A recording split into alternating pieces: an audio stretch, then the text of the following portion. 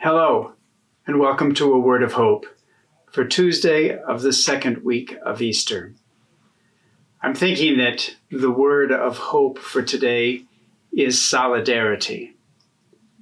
Solidarity among us all, and solidarity with those so much less fortunate than we are. I think of solidarity when I think of all of the people who are helping those with the coronavirus, all those who are serving in hospitals and grocery stores and public services.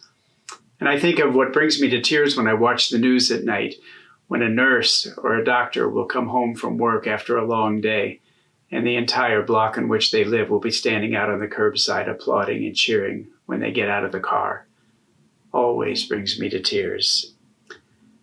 The theme of solidarity comes to me from the first reading from the Acts of the Apostles. It's a reading that you know well, and I think is outstanding.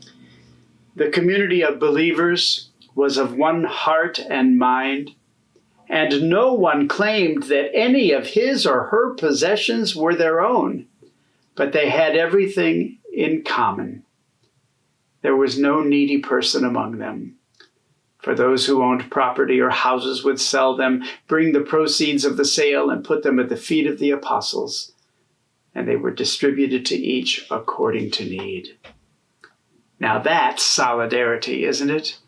That is solidarity. For a real story, an everyday, beautiful, contemporary story, a friend of mine from New Orleans called me last week. I guess it was pouring rain in New Orleans.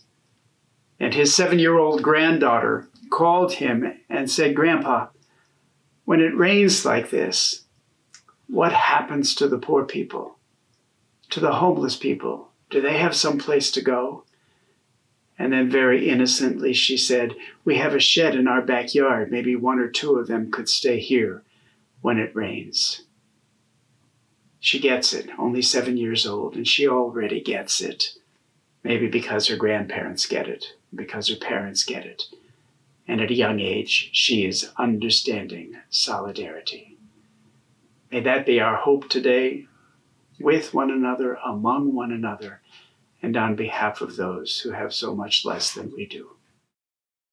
God bless you.